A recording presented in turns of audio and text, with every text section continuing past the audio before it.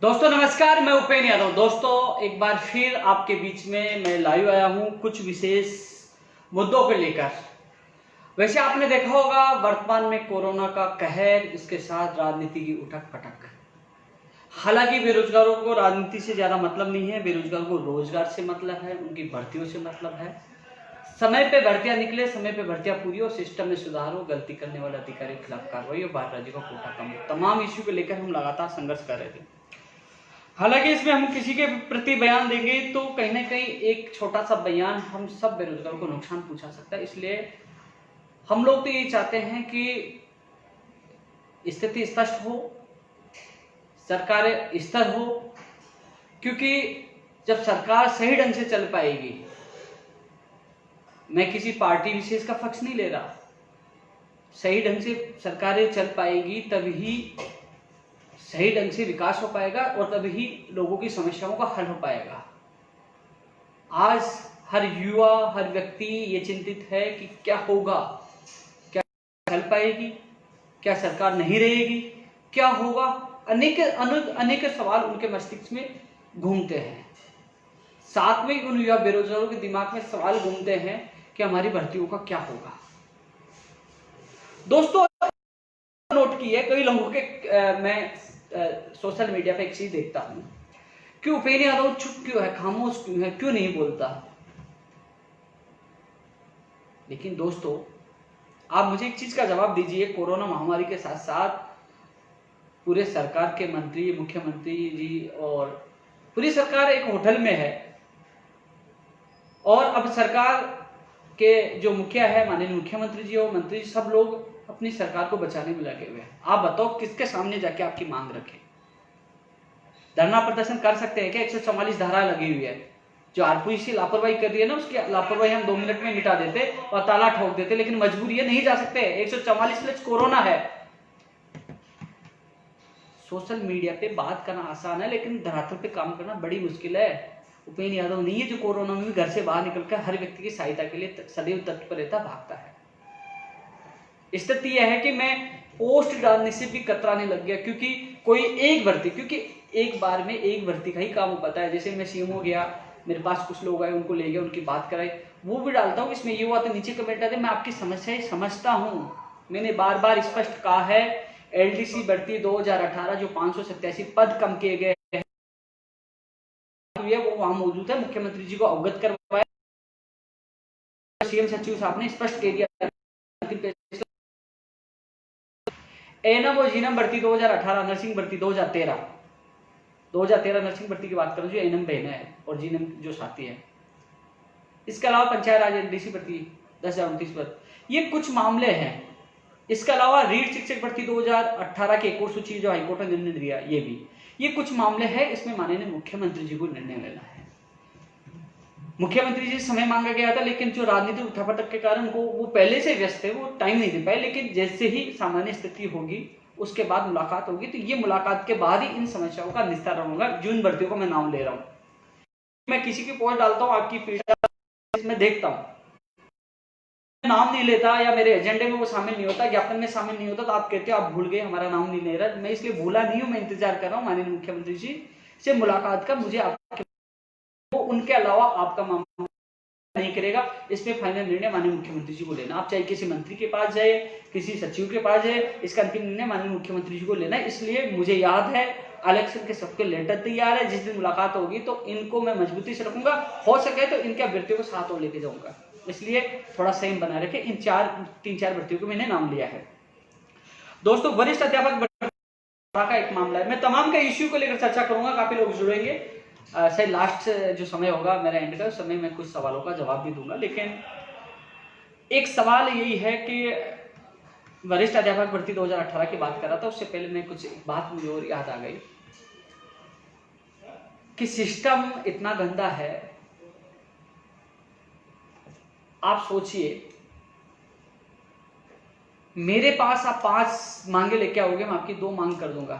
पता है क्या होता है, हम कहाँ जाते हैं मंत्री जी या सीएम साहब के पास या सचिव साहब के पास, कोई बड़ा इश्यू होता है, साहब लीजिए काम कर दीजिए, ये बहुत अच्छा होगा, दोबारा से हम इतना प्रेशर नहीं बनाएंगे, ये काम कर दीजिए। वो काम हो जाता है, फिर दोबारा जाते हैं, 10 में से कई मांगे हो जाती, कई नहीं हो पाती है। आपके दबाव में मैं आंदोलन भी करता हूँ, खिलाफत भी करते हैं, लेकिन कई बार ये होता है कि एक काम होने के बाद धन्यवाद देके दूसरा काम और सीएम साहब से करवाना, हाँ कि साहब आपने ये काम किया, धन्यवाद। जिस पर एलडीसी भर्ती 2018 किया, फिर 13 का हो गया। हर चीज किसी के खिलाफ हम नेगेटिव रहेंगे तो काम क्यों करेगा। आंदोलन और नेगेटिव विचार तब आने चाहिए कि हमें लगता है कि हमारा काम ही नहीं हो रहा, हमारी सुन ही नहीं रहे।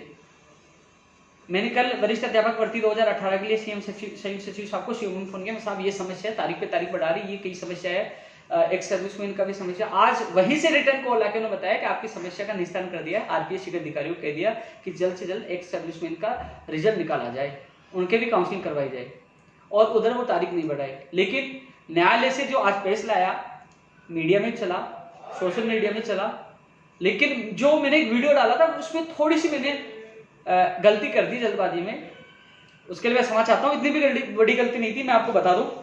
उसमें जो लल्लू राम वाला केस था, आरपीएससी के एडवोकेट्स मेरी बात हुई थी, मैं धन्यवाद देना चाहूंगा आरपीएससी के एडवोकेट साहब को, मिर्जा बेग साहब को, जो ना आरएस भर्ती में अच्छी भूमिका निभाई, और आप वाले मामले में उन्होंने आज मजबूती से पैरवी की। लल्लू राम वाले केस में उन्होंने बात रखी कि आरपीएससी इनका रिजल्ट निकाल देगी, इसलिए इसका स्टे वेकेट किया जाए। लल्लू राम वाले केस में स्टे था, वो स्टे आज हटा है। इसके अलावा आरपीएससी ने उनको रिजल्ट निकालने के लिए कहा है, हाई कोर्ट ने, माननीय न्यायालय ने उनको रिजल्ट निकालने के लिए आरपीएससी को कहा है कि इनका रिजल्ट निकाला जाए, जो समय दिया उनको, तो और उनको कहा है कि इनकी काउंसलिंग जब तक नहीं करवाई जाए। तो एक तरह से वो रोक है काउंसलिंग पे, और रोक को हम इंग्लिश में बोलेंगे स्टे बोलेंगे, लेकिन ये स्टे लंबा नहीं है, रोक लंबा नहीं है। ये केवल यही है कि अब आरपीएससी के एडवोकेट ने कोर्ट में सहमति दे दी है, और 27 तारीख को मामले की सुनवाई है। 27 तारीख से पहले, यानी कि आज शायद 20 तारीख होगी, आज 21 है, आज 21 है, तो 27 से पहले उनका परिणाम आ जाएगा।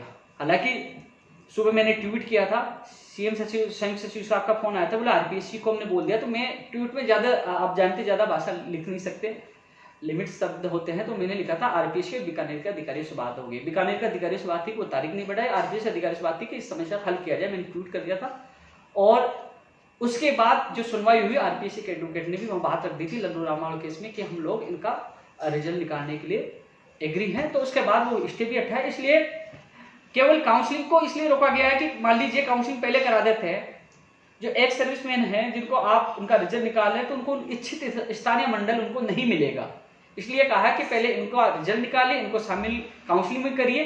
तो वो 27 तारीख तक, यानी कि उनके रिजल्ट तक ही काउंसलिंग पे रोक है। थोड़ा सा 5-7 दिन आपको लेट हुआ है, लेकिन कई लोग कहेंगे कि उपेंद्र यादव बार बार धन्यवाद देता है, लेकिन मैं धन्यवाद दूंगा इसलिए दूंगा कि सीएमओ मैं जाता हूं, निवेदन मैं करता हूं आप लोगों के लिए, तो वो तुरंत आरपीएससी या बीकानेर फोन करते हैं, अधीनस्थ बोर्ड फोन करते हैं, कभी क्या आरएस में एडवोकेट जनरल साहब को करवाया, कृषि प्रेक्षक महिला सभा में एडवोकेट जनरल साहब को करवाया, तो वही फर्ज बनता है मेरा उनको धन्यवाद देना। क्योंकि कई बार स्थिति होती है कि वो बताते हैं कि आपके काम इतने हो गए उपेंद्र जी, अब फिर भी आप नेगेटिव रहो तो रहो। तो मुझे भी लगता है कि मैं कोई मुख्यमंत्री नहीं हूं, मंत्री नहीं हूं, फिर भी कोशिश करता हूं एक एक भर्ती का निस्तारण करवाने के लिए। आरएस भर्ती 2018 का आपने देखा होगा निस्तारण हुआ। अभी कृषि प्रेक्षक महिला सुपरवाइजर महिला आंगनबाड़ी प्रयोगशाला सहायिका का, उसका भी अब 23 तारीख को तारीख मिली है इनकी। लेकिन जो मैं बात कर रहा था इसकी सेकंड ग्रेड भर्ती 2018 की, तो इसलिए दोस्तों इनका एक्स सर्विसमैन का भी रिजल्ट जल्द आ जाएगा। किसी प्रकार भर्ती प्रक्रिया कोई रोक नहीं है, केवल काउंसलिंग इनकी रोकेगी क्योंकि उनको इच्छित जिला नहीं मिल पाई, उनको शामिल किया जाए और इनका रिजल्ट आ जाएगा और इनको भी शामिल कर लिया जाएगा। उसके बाद मामला कोर्ट से खत्म है और कोई रोक नहीं होगी। इतना सा जरूर है कि आपको जो 26 जुलाई से ज्वाइनिंग होने वाली थी वो आपको अगस्त के फर्स्ट वीक से, यानी कि अगस्त में भगवान का आशीर्वाद रहा तो आप लोग अपनी अपनी स्कूलों में 15 अगस्त को झंडा पहनाओगे। ये मेरी भी कोशिश रहेगी, हम सब मिलकर पूरी कोशिश करेंगे कि इस बार जो वरिष्ठ अध्यापक भर्ती 2018 के अभ्यर्थी अपने स्कूलों में, वैसे स्कूलों में तो हालांकि शिक्षक तो जा ही रहे ना, स्टूडेंट तो आ ही नहीं रहे, तो अपने स्कूलों में झंडा पहना सकते हैं। ये हमारी पूरी कोशिश होगी। फर्स्ट ग्रेड के लिए भी मैंने एक वीडियो डाला था शायद सब, तो मैंने स्पष्ट कह दिया था, मैं जब सीएम सचिव साहब से मिलकर आया, संयुक्त सचिव साहब से मिलकर आया, तो उन्होंने कहा था इस वीक का इंतजार करो, क्योंकि दोस्तों गुस्सा तो बहुत आता है। सबसे नाकामयाबी, ढीलापन, सबसे जो देश की मुझे आरपीएस ही लगती है, जो इसका ढीलापन है ना, बेरोजगार को रुलाता है, गुस्सा बहुत आता है। लेकिन आज के परिणाम जारी कर दिया, क्योंकि आज सुबह हमने प्लानिंग बनाई थी सोमवार यानी कि 1-2 दिन बाद या सोमवार को हम जाके आरजीएस के खिलाफ प्रदर्शन करेंगे, फिर आज रिजल्ट निकाल दिया। अब यदि अगले परिणाम में यदि इन्होंने देरी की, जिस प्रकार ये 5 दिन 7 दिन 10 दिन ले रहे, तो दोस्तों यदि संडे तक परिणाम नहीं आते, संडे से पहले तक, तो सोमवार को हम लोग जो आपके साथी जो जयपुर के आसपास का है और जो भी आना चाहिए वो अजमेर पूछे। और यह जरूर है कि जो फर्स्ट ग्रेड वाले जो परिणाम के लिए मुझे कॉल और मैसेज करते हैं, मुझे भी जयपुर से रिसीव कर लेना, मैं आपके साथ चल चलूंगा। पहले तो मुझे बीकानेर, जोधपुर, जहां भी जाना था मैं चला जाता था, लेकिन अब मेरा बेरोजगार महासंघ इतना मजबूत नहीं कि मैं 2-2.5 हज़ार का तेल जलाऊं जा पाऊँ। मैं आपके साथ, मुझे आपकी गाड़ी में ले चलना, मैं चलूंगा और आपकी आवाज़ उठाऊंगा, और मैं साथ जाने के लिए तैयार हूँ, आपकी आवाज़ उठाने के लिए, वहाँ आरपीसी के बाद प्रदर्शन के लिए। कृषि प्रेक्षक, महिला सुपरवाइजर, प्रयोगशाला सहायक, जो 3 भर्तियां, एक आंगनबाड़ी वाली भी है जो कार्यकर्ता कोटा वाली, 4 भर्तियां। हालांकि 3 में एसटीएफ का मामला है, चौथी में जो जोधपुर से उनकी याचिका खारिज राजस्थान हाईकोर्ट में भी उनका मामला है। इनके लिए संदर्भ में जिस प्रकार हमेशा सीओमओ से भी मुझे सहयोग मिला है कि इनकी तारीख 26 अगस्त थी, अब 23 जुलाई हो गई है। कई लोग इंतजार करें, बहुत दुखी, बहुत परेशान है। थोड़ा सा यही है कि अभी राम सिंह वाला दिखा रहा है, कल स्पष्ट हो जाएगा, क्योंकि जब 14 जुलाई दी गई थी तब उस जो मेंशन करवाया गया था पिछली बार, तब उन्होंने स्पष्ट कर दिया था सारे केसों को एक जगह, बोले कि सारे केस एक जगह टेक कर दिया गया था। लेकिन इसमें संध्या को दिखाई नहीं गया, राम सिंह वाले में भी दिखा तो रहा है, लेकिन यह स्पष्ट नहीं हो पा रहा कि वो टेक किया गया है कि नहीं किया गया, लेकिन कल स्पष्ट हो जाएगी। यदि दोस्तों मेरे हिसाब से ये टेक हो जाएगा केस आपका, और 23 तारीख को सुनवाई हो जाएगी। सबसे अच्छी बात आप लोगों के लिए, एडवोकेट जनरल साहब आपकी पैरवी करेंगे, जिसने आरएस भर्ती और रीड सिस्टम भर्ती 2018 में भर्ती को कोर्ट से निकलवाया। और यदि ये टेक नहीं हो पाते हैं, टेक वैसे हो जाएंगे और 23 तारीख को सुनवाई हो जाएगी, लेकिन फिर भी मैं आगे की सूचना और बता दूं, यदि टेक नहीं हो पाते मान लीजिए, तो 23 तारीख को जब पूजा वाले मामले में जब नंबर आएगा, तो एडवोकेट जनरल साहब वहां बोलेंगे, साहब ये मामले तीनों एक है और इसमें एक साथ सुनवाई की जाए। तो फिर वो एक दो दिन की, जैसे जिस प्रकार हमने करवाया था 14 तारीख थी, तो 1-2 दिन आगे वो दे सकते हैं यदि टेक नहीं होता। लेकिन कल इस संबंध में मेरे संबंधित एडवोकेट से बात हुई है, वो कल जाके एक बार मौखिक वहां अपनी बात रखेंगे। मेरे हिसाब से ये संध्या और राम सिंह सारे केस टेक हो जाएंगे। फिर भी नेगेटिव सोच के चलो, यदि नहीं होता है तो, क्योंकि कई बार क्या होता है 23 को नहीं होता, तो ये क्या हुआ, इसलिए मैं पहले आपको नेगेटिव चीज बता रहा हूँ। हालांकि टेक हो जाएंगे, मुझे विश्वास है, कल एडवोकेट भी कोशिश करें, यदि नहीं हो पाते हैं तो 23 को टेक करवाएंगे, फिर 1-2 दिन आगे हो सकते हैं, लेकिन आपको जल्दी सफलता मिलेगी। मुझे पता आप दुखी हो, परेशान हो, लेकिन मैं आप लोगों के लिए पूरा प्रयास कर रहा हूँ। आपके साथी लगातार मेरे पास आ रहे हैं, कॉल भी आ रहे हैं, उनके एडवोकेट से मिलकर भी आया हूँ, उनको सब पता है। जितनी मुझसे मदद होगी मैं आप लोगों को करूंगा, चाहे प्रयोगशाला सहायक हो, चाहे कृषि प्रेक्षक हो, मैं चाहे महिला सुपरवाइजर हो, जो महिला आंगनबाड़ी जो कार्यकर्ता जो है, कुछ महिलाएं मुझसे मिलकर गई थी, उनका मामला ये उनके लिए। रीड 2020 की एक और सूची का आदेश हो गया, लेकिन जब तक हमारे पास में कॉपी नहीं आ जाए, हमारे एडवोकेट ने कहा कि हमारी जीत हो गई है, विषय में नंबर आया उनको रिमूव, और समस्त पदों पे, रिक्त पदों पे सूची निकल जाए, ये उन्होंने मौखिक तौर पे बताया। लेकिन उसकी कॉपी आने के बाद मुख्यमंत्री जी को लेना है, और इसलिए मुझे पता है, लेकिन इसकी कॉपी आने के बाद ही मैं एक्शन लूंगा। जो करना मजबूती से करेंगे, और बस यही है, आप लोग विशेषकर मैं दोबारा कह रहा हूँ, किसी की बातों में नहीं आए, भ्रमित ना हो और एकजुट हो जाए, मजबूत हो जाए। जब आपको कहा जाए क्या करना, कैसे करना, कहाँ आना, आप तैयार है ना, क्योंकि माननीय मुख्यमंत्री जी से हम एक बार एक साथ मिलेंगे, उनसे निवेदन करेंगे कि कहा गया कॉपी आ जाए, कोर्ट का फैसले की कॉपी आ गई है। लेकिन इसके लिए मैं विशेषकर अलग से वीडियो डाल दूंगा, बता दूंगा, पहले जो कॉपी आने का इंतजार करो। 2016 रीट अंग्रेजी वाला मामला सुप्रीम कोर्ट पे, उन अभ्यर्थियों से मैंने पहले भी अपील की थी सुप्रीम कोर्ट में, मेरे लाइक कोई भी हेल्प हो तो बताना, मुझसे जरूर मिलना, लेकिन छोटा सा आपका निर्णय घातक साबित न हो जाए, इसलिए वहाँ अच्छा एडवोकेट करना और अच्छी तरह से वहाँ आप इसकी रणनीति से आप केस लड़ना। यदि मेरे लाइक कोई भी सहयोग हो तो बताना, क्योंकि सुप्रीम कोर्ट से ऊपर कोई कोर्ट नहीं है, इसलिए सुप्रीम कोर्ट में जीत गए तो आपकी, वैसे तो मैं बता दूं आपको 100% आप लोगों की जीत होगी 2016 उर्मिला कुमारी वाले केस में, क्योंकि सारा मामला हमारे पक्ष में है, इसलिए आपको बिल्कुल भी इस मामले को लेकर घबराने की आवश्यकता है। मेरे लाइक कोई भी हो तो बताना। इसके अलावा दोस्तों एलडीसी भर्ती 2018 सैनिक कल्याण बोर्ड की मामला हो, चाहे सर्किट हाउस हो, चाहे महानिदेशालय कारागार का मामला हो, चाहे परिवहन विभाग का मामला, चाहे तकनीकी शिक्षा निदेशालय का मामला, चाहे सामान्य प्रशासन, कई विभागों में नियुक्ति प्रक्रिया रुकी है। मैं खुद जाकर सीएम में आपकी बात रख के आया था, सीएम संयुक्त सचिव साहब ने कहा था इस वीक का इंतजार करो, धीरे धीरे आपके पहले जो मैंने एमबीसी के लड़कों, एक मुकेश गुजर के अलावा सबके हो गए, उनका भी मामला हुआ है, रिटर्न का भी हुआ है, धीरे धीरे सबकी समस्या को हल हो रहा है। जो इसमें परिवहन और जो एक और है, कौन सा है, सैनिक कल्याण, मंत्री जी व्यस्त है, मंत्री जी के जो सिग्नेचर बाकी है वो आपको पता है कि क्या स्थिति है। शायद इन परिस्थितियों में वो लोग सो भी नहीं पा रहे होंगे, तो थोड़ा सा संयम रखो, कोशिश कर रहे हैं 1-2 दिन में जो भी मामला हो जाए, तो थोड़ा सा वेट कर लीजिए यार, आपने इतना वेट किया है तो आपका हल होगा, मुझे पता है। परिवहन वालों के लगातार कॉल आ रहे, सैनिक कल्याण बोर्ड वालों के आ रहे, लेकिन इन सबकी मैंने बात खुद में लिखित में रख के आया हूँ, और दोबारा फिर आपकी मैं बात आज मैंने मैसेज व्हाट्सएप पे दोबारा किया है, लगातार आपके कॉल मैसेज मैं कोशिश कर रहा हूँ आप लोगों के लिए। दोस्तों धीरे धीरे सबको राहत मिल रही है, आपको राहत मिलेगी।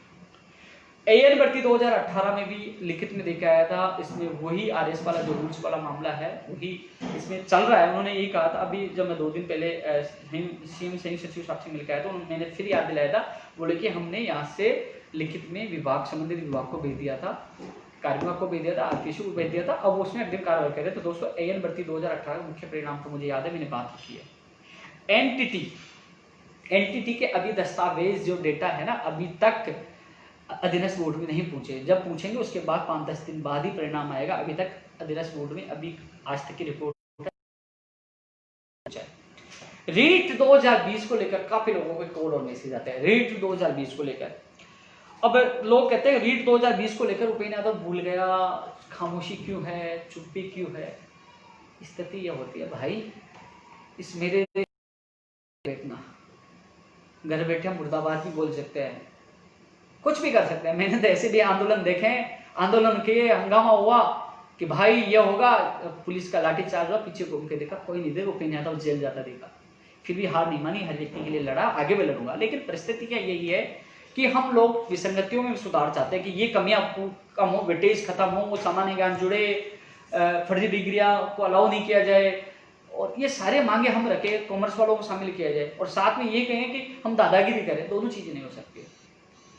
आपका काम अंतिम स्तर पर था, मैंने बताया भी था, लेकिन अब डिले होने का कारण राजनीति जो उठापटक चल रही है, पूरी सरकार आपको पता है कहाँ बिजी है, अपनी सरकार को बचाने में बिजी है। तो इन दिनों में अब उनका लक्ष्य ये है कि सरकार को कैसे बचाया जाए, ये लक्ष्य नहीं रीट की विज्ञप्ति कब जारी की जाए।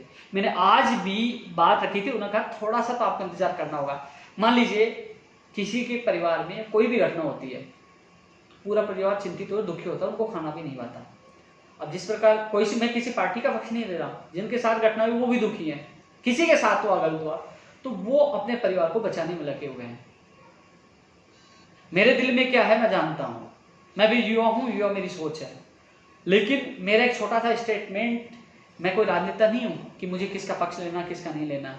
मेरा पक्ष यही है, मुझे पूछते हैं कौन से पार्टी से हो, मैं कहता हूं मैं बेरोजगारों की पार्टी से हूं, मैं बेरोजगारों के लिए जीता हूं, बेरोजगारों के लिए काम करता हूं, कोई सी पार्टी हो, और जो काम करता है उसके लिए मैं जिंदाबाद बोलता हूँ, चाहे पिछली सरकार चाहे वर्तमान सरकार। मुझे लगता है कि हाँ ये हमारी सुन रहे हैं, हमारी मांगे मान रहे, तो मैं धन्यवाद भी देता हूँ। नहीं मानते तो आंदोलन भी करता हूँ। कई लोग कह रहे हैं कि कल परसों एक लड़के का फोन आया कि बोले आप तो कांग्रेस के प्रवक्ता बन गए हो। तो मैंने कहा भाई मैं प्रवक्ता होता तो 25 नवंबर को जेल क्यों जाता, मैं प्रवक्ता होता 6 नवंबर को आमरण अनशन पे क्यों बैठता, क्यों मैं भूखा रहता, क्यों SMS में एडमिट आईसीयू में जाता, क्यों अपने आप को जान जोखिम में डालता, क्यों पागलों तरह सड़कों पर घूमता, क्यों मेरे मुकदमे में दर्ज होते। इसलिए आप सोच समझकर बोला करो, क्योंकि कई बार आपके हितों के लिए झुकना पड़ता, आपके हितों के लिए सब कुछ करना पड़ता है। मेरा कोई व्यक्तिगत लाभ नहीं है, मेरा व्यक्तिगत किसी से दुश्मनी नहीं है। कई बार नरम भी होना पड़ता है और कई बार गर्म भी होना पड़ता है परिस्थिति के अनुसार, क्योंकि काम उन्हीं लोगों से करवाना है।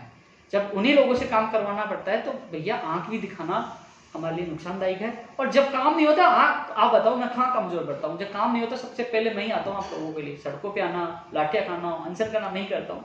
लेकिन ऐसी परिस्थिति आई कि हमारी नहीं सुनी जा रही, हमारे साथ बिल्कुल गलत हो रहा है, आप अन्याय हो रहा है, तो मैं खुद आऊंगा ना। मैं कह रहा हूँ ना, मैं किसी सरकार से जुड़ा नहीं हूँ, मैं युवाओं से जुड़ा हूँ। सबसे पहले मैं आऊंगा सड़कों पर आपके लिए, मैं लाठियाँ खाऊंगा, मैं जेल जाऊंगा, मैं हूँ ना साथ। मैं मेरे वादे से थोड़ी वो रहा हूँ, मैं किसी पार्टी से जुड़ा थोड़ी हूँ। आपके साथ पहले भी था, आज भी, लेकिन थोड़ा सा परिस्थितियों को देखा जाता है कि हाँ हमें काम कैसे करवाना है, किन परिस्थितियों में काम होना है, तो हर रणनीति अपनाई जाती है। क्योंकि आप नहीं समझ पाओगे, मैं 9 साल से सिस्टम में बैठा, मुझे आज पता लगा कि काम कैसे होता है। लेकिन ये तो चापलूस है, ये तो खिलाफ नहीं बोल रहा, ये तो नहीं बोला। अरे भाई, 2 आदमियों को मैं काम करा देता हूँ, तो 2 तो जिंदाबाद बोले ना बोले, धन्यवाद बोले नहीं बोले, वो तो अपना काम करके नौकरी कर लेते हैं। लेकिन जिनका काम नहीं होता वो तो ओपिनियन के लिए आरोप लगाते थे। सोचिए यार, कोरोना में आपके 12,000 एलडीसीओ को ज्वाइनिंग मिली है, सेकंड ग्रेड वाला भी मामला चल रहा है, 223 पोस्ट आरपीएस एलडीसी वाला भी मामला हुआ है। धीरे धीरे काम तो हो रहे हैं यार, कर पा रहे हैं, सहयोग कर रहे हैं, निस्तारण हो रहा है। तो मैं आपकी बात रख रहा हूँ, तो हर चीज का ध्यान रखना पड़ता है। और जहां अच्छा होगा, मैंने माननीय मुख्यमंत्री जी के धन्यवाद इसलिए दिया, आरएस भर्ती 2018 के लिए एडवोकेट जनरल किया, इन चारों भर्ती के लिए एडवोकेट जनरल किया, 12,000 लोगों को जो दी, नियुक्ति प्रक्रिया कैलेंडर 2018 का जारी किया।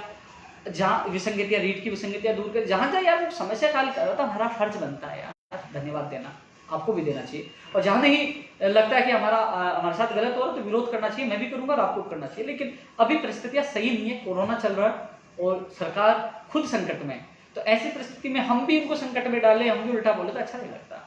मेरा व्यक्तिगत मत है ये। सामान्य स्थिति होती है, कोरोना खत्म होता है, फिर सरकार हमें इग्नोर करती है, फिर रीट का सिलेबस पैटर्न ये समस्या हल नहीं करती, तो फिर यार सड़कों पर आपका भाई आएगा। मैं कह रहा हूँ ना, कौन मना कर रहा है? मैं साथ, मैंने एक इंटरव्यू पहले भी कहा था, कई लोग कहते हैं ना ओपिनियन तो चुप किया। दोस्तों, पिस्तौल रखना बंद किया, गोली चलाना नहीं भूला, यानी संघर्ष को विराम दिया, संघर्ष करना नहीं भूला हूँ। किसी के बाप से नहीं डरता, जब सड़कों पे आता हूँ तो चाहे सिर फूटे जल जाए, वो मेरे अपने वाले रोल में आ गया ना, किसी की सुनने वाले नहीं है। लेकिन वो समय परिस्थिति के अनुसार निर्णय लिया जाता है। इसके अलावा दोस्तों, मैं और भी काफी हैं। फायर की ड्राइवर की भर्ती की सुनवाई कल 22 तारीख को जोधपुर में, यानी कि कल। इनसे संबंधित एडवोकेट से मैंने बात की, अभ्यर्थी को अवगत कराया, पूरी कोशिश कर रहे हैं। और मुझे क्योंकि 193 पदों पे 2015 से कई लोग क्या क्या कहते हैं कि भैया भर्तियां तो ऐसे ही हो जाती है।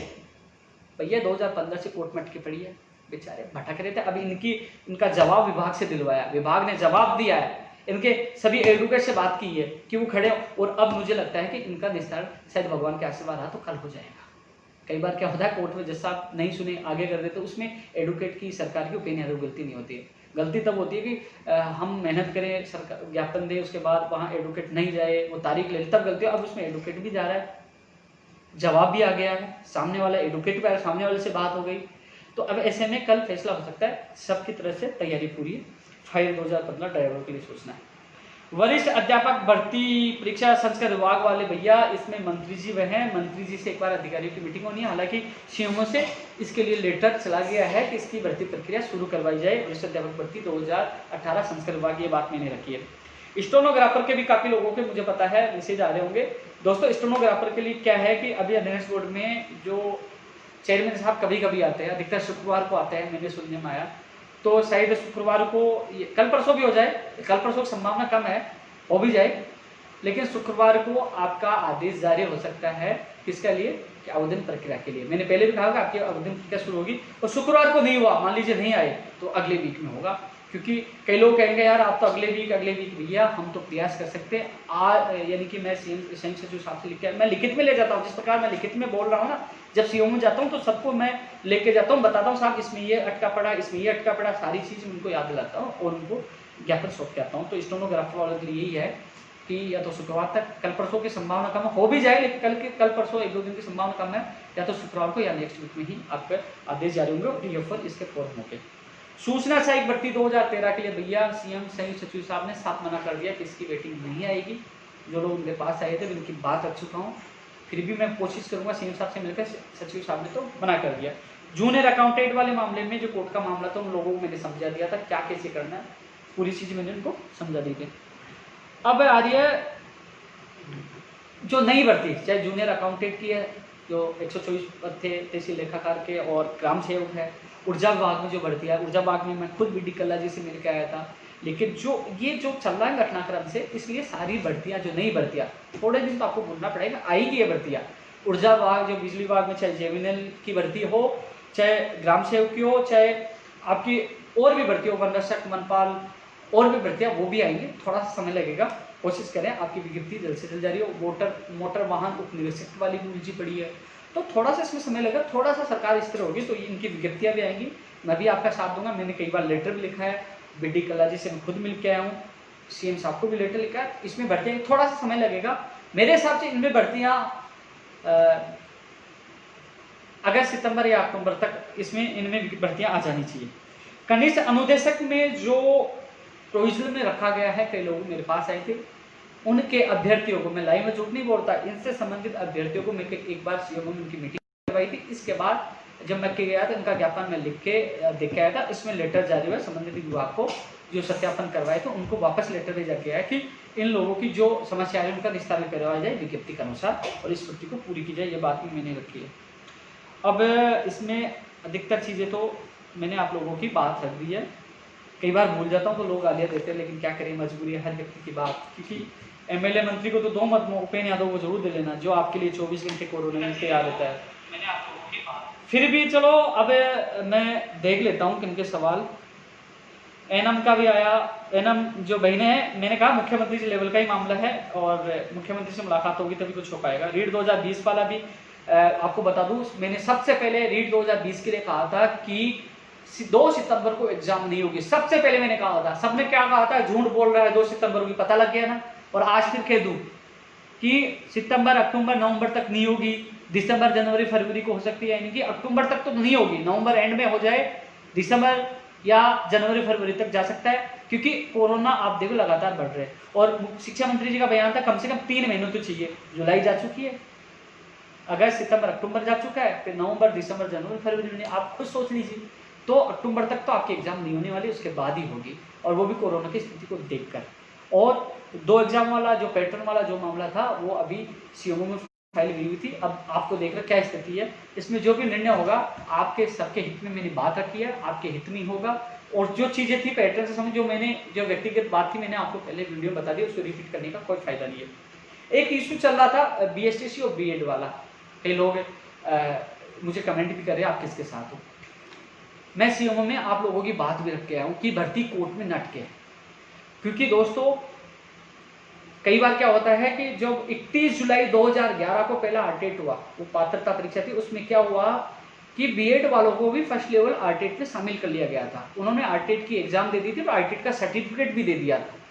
2 जून को 39,000 से ज़्यादा पदों पर शिक्षक भर्ती 2012 की एग्जाम थी, लेकिन शायद 29, 28 या 27 मई की बात है, माननीय न्यायालय जयपुर ने उनको बाहर कर दिया था, यानी कि 4-5 दिन पहले ही उन लोगों को एग्जाम से बाहर कर दिया था, भर्ती प्रक्रिया बाधित हुई थी।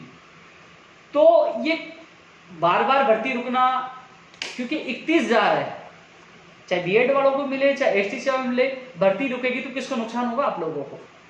मेरा व्यक्तिगत मत है, हमें ये विवादित चीजों को छोड़कर हमें मांग यही करनी चाहिए कि भैया साफ सुथरे नियमों से भर्ती हो और पदों की संख्या और बढ़ाई जाए, जिससे हम लोगों को फायदा हो।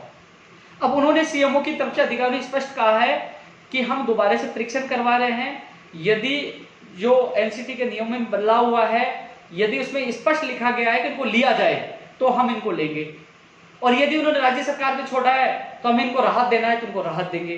तो दोस्तों जो STC और B.Ed वाले पूछते हैं, STC वालों को स्पेशल कह दूं, यदि अनिवार्य कर दिया है लेना तो उपेन्द्र यादव भी उसमें कुछ नहीं कर पाएगा, वो NCT का नियम है, वो केंद्र का नियम है। फिर तुम्हें आंदोलन करना है तो केंद्र सरकार के खिलाफ करो, लेकिन नियम इन्होंने आपको इनको लेना अनिवार्य कर तो लेंगे, मैं भी कुछ नहीं कर पाऊंगा। और यदि उन्होंने राज्य सरकार के ऊपर छोड़ा है और नियम अनिवार्य नहीं है तो उसमें राज्य सरकार राहत दे सकती है। ये राज्य सरकार के द्वारा मुझे मैसेज प्राप्त है, वो परीक्षण करवा दें। हालांकि कुछ अधिकारियों ने तो ये कहा कि अनिवार्य है, लेकिन वो उसमें दोबारा परीक्षण कर रहे हैं। अब उस परीक्षण के बाद क्या स्थिति स्पष्ट होती है मैं आप लोगों को बता दूंगा। क्योंकि कई लोग कहेंगे, क्योंकि मैं खुद BSTC हूँ, लेकिन मेरी सिस्टर खुद B.Ed है जो अभी कर रही है, अंतिम वर्ष में है, तो मैं किसी चीज़ का पक्ष नहीं ले रहा, मैं पक्ष ले रहा हूँ भर्ती प्रक्रिया ना उलझे, 31,000 से बढ़ा के 40-50,000 की जाए, और वो भर्ती 31,000 में किसको मिलेगी, आपको मिलेगी। ये जो गंदी तरह से ये जिस प्रकार राजनीति होती है कि भैया उसको उलझा दो, उलझ के बेरोजगार लड़ते रहेंगे एक दूसरे से, भर्ती उलझ के जय सिया राम। अरे हमें तो भर्ती पूरी करवानी है साफ सुथरे नियमों से। तो अब यदि अनिवार्य है तो B.Ed वाले शामिल होंगे, अनिवार्य नहीं है तो उस पर सरकार विचार करेगी। टेक्निकल हेल्पर की मैंने ऊर्जा विभाग वाली बात रख दी। ग्राम पंचायत सहायक का 4 महीने का जो नहीं मिल रहा है मानदेय है, मैं अब की बार जब भी जाऊंगा CM तो आपकी बात जरूर रखूंगा कि कई लोगों को मानदेय 4 महीने से नहीं मिला वास्तव में। हालांकि इनका संगठन जो है वो अच्छा काम कर रहा है, लेकिन इन्होंने मेरे को लेटर देके ही बात रखी, तो मैं इनकी आपकी बात जरूर पूछा दूंगा। ग्राम सहायकों को उनका मानदेय जो 4 महीने से नहीं मिले, कम से कम मिले, अपने घर परिवार का लालन पोषण तो कर सके, इनको मानदेय मिलना चाहिए, बात मैं पूछा दूंगा। कमीशन उद्देश्य RS भर्ती 1100 प्लस पदों पे आएगी। भैया RS भर्ती का भी वास्तव में हम सबका इंतजार था, कैलेंडर में होगा, लेकिन कुछ नहीं है। RS भर्ती 2020 का विज्ञापन जल्द से जल्द जारी हो, ये बात भी हम लिखेंगे। रामजी जी मुकदमे वाला मामला माननीय मुख्यमंत्री जी के संज्ञान में एक बार सरकार स्थिर हो, उसके बाद उनके सामने दोबारा मांग रखेंगे।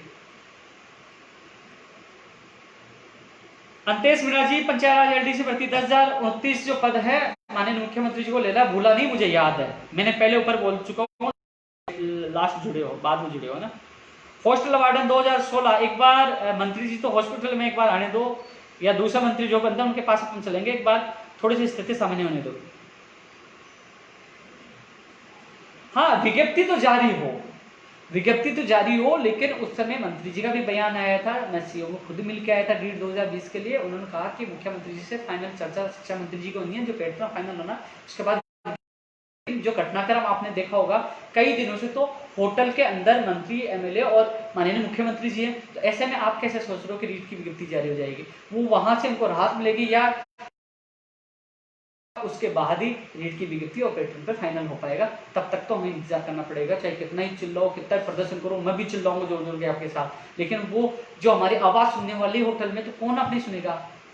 मैं आपकी पीड़ा समझता हूँ, कम से कम विज्ञप्ति जारी हो जिससे आप लोग तैयारी कर सके, पैटर्न का पता चले। मुझे पता है मैं लगातार मीडिया, सोशल मीडिया पर आपकी आवाज़ मैं ही उठाता हूँ, लेकिन हमें थोड़ा सा, जैसे ही वो बाहर आते हैं, दूसरा मंत्री बनते हैं, पहले वाले मंत्री एक बार फिर जाएंगे, हम इस बार चाहे कोरोना हो हम इकट्ठे होकर जाएंगे, क्योंकि जब सारे लोग इकट्ठे कोरोना हो सकते हैं, हम क्यों नहीं इकट्ठे हो सकते, तो हम सब मिलकर उनके घर चलेंगे एक बार कोरोना से, इससे जो राजनीति जो उठापटक चली उसकी सामान्य स्थिति होने दे।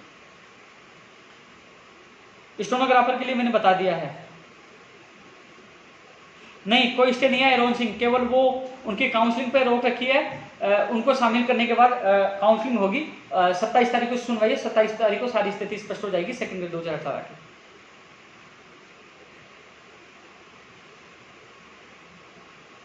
आयुर्वेद नर्सिंग भर्ती 2013 का भी मामला, जो 1000 कितने पद कम किए गए थे, वे भी मुख्यमंत्री जी इस पर फाइनल फैसला लेंगे। नॉन TSP की आएगी तो विनीत यादव जी, TSP की भी आएगी। अब वो मामला हाईकोर्ट में है, एक बार उसको हल लेने दो। रामकेश सैनी जी संस्कृत शिक्षा विभाग वाली मैंने बात रख दी है।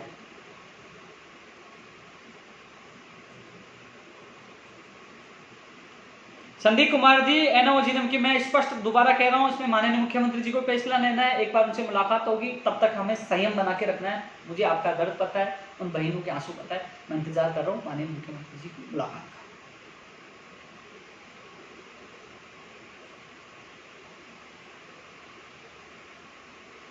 फर्स्ट ग्रेड 2020 का क्या हुआ भाई, पहले वाले की तो परिणाम आने दो, कई लोग इंतजार कर रहे हैं फर्स्ट ग्रेड वाले की, इसकी विज्ञप्ति आनी चाहिए। शिक्षा मंत्री जी ने कहा था, माननीय शिक्षा मंत्री ने कहा था कि जल्द विज्ञप्ति आएगी, सितंबर में एग्जाम होगी, लेकिन सितंबर तक मुझे नहीं लगता विज्ञप्ति आएगी, इसलिए इसके भी लिए प्रयास करेंगे सेकंड ग्रेड जो फर्स्ट ग्रेड भर्ती 2020 की विज्ञप्ति जल्द से जल्द जारी हो।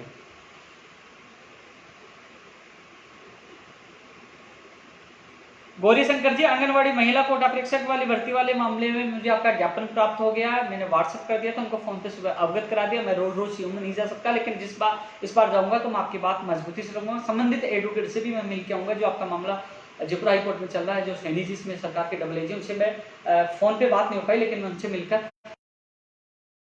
पूरी कोशिश करूंगा।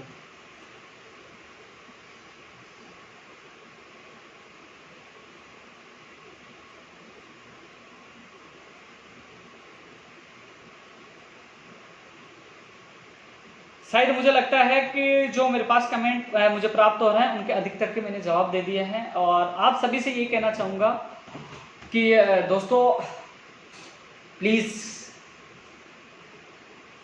सरकारें कोई सी भी हो, पार्टी कोई सी भी हो, हम सबको युवाओं का एक रहना है। हम वही हैं, सरकार लेकर भी आते हैं और सरकार भेजने का भी काम करते हैं। 200 एमएलए हैं और शायद आपने देखा